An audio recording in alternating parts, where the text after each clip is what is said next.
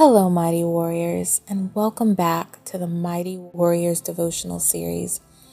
Today's message is entitled Misery into Ministry and comes from the book of Ruth 1:8-18 and the book of Hosea 6:6 and 14:7. In the movie Redeeming Love, which is loosely based on the book of Hosea, we enter into a world where a woman, because of circumstances, has found herself working and imprisoned in a brothel. A young Christian man prays for a wife, and God tells him to go to her. The problem is that she doesn't believe she deserves his love. And even though he brings her home, gives her everything that she could want or need, she wrestles within her heart not deserving it and keeps going back to the world. Each time she goes back to the world, it gets harder and harder to leave. She gets more and more entrenched in its sin. The book of Ruth and the book of Hosea are similar in that they show that whenever there's this temptation to leave God, it gets harder and harder to resist the more we're tested. When Naomi has found herself a widow with no sons, she tells her daughters-in-law, Ruth and Orpah, that there's nothing that she can do for them, that they should go back to their old lives, their old gods, and their mother's houses, and hope for the best. But time and time again, Ruth refuses. She chooses to stay loyal. She doesn't want to backslide. She wants to make Naomi's God her God, and Naomi's people her people. Her sister-in-law Orpah chooses otherwise. She goes back to her people. She goes back to her mother's house, completely abandons Naomi. But Ruth stays.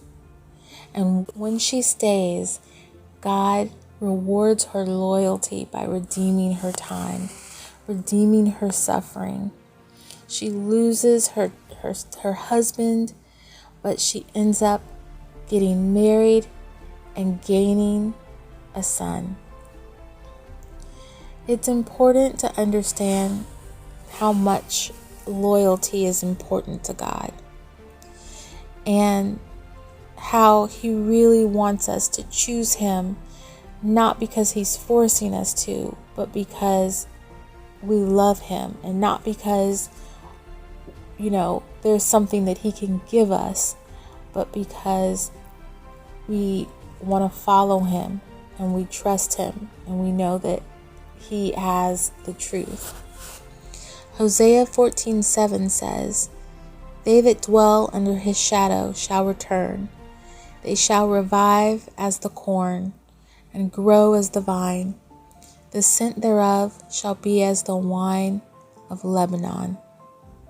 And Hosea 6:6 says, "For I desired mercy and not sacrifice, and the knowledge of God more than burnt offerings."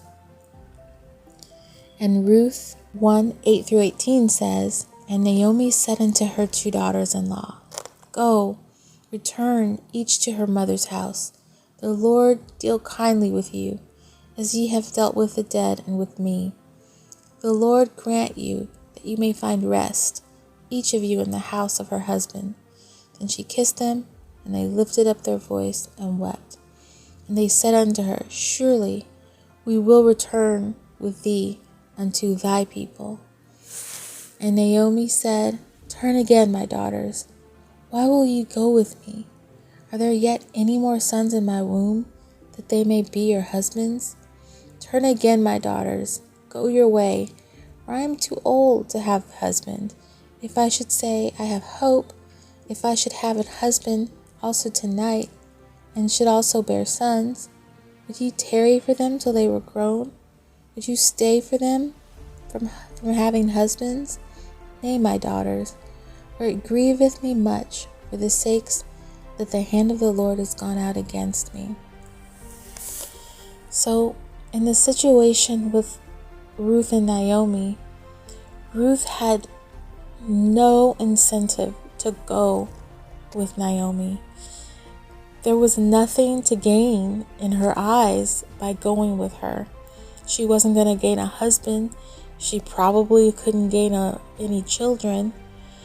It seemed by the world standard that by going with Naomi, there was nothing to be had.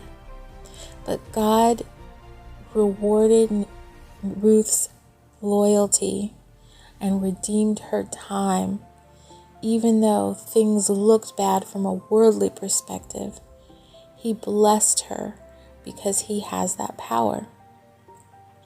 The world is always going to make you think that its ways are better than God's ways, that you can't possibly make up lost time because you're old, or because you're a widow, or because someone in your life has left you. But what God is telling us here is that no matter what is happening in your life, no matter what has gone on in your life, no matter what you've experienced or who has used or abused you, or what you've lost or what you've suffered, that he can redeem the time in your life. He can turn your mess into a blessing.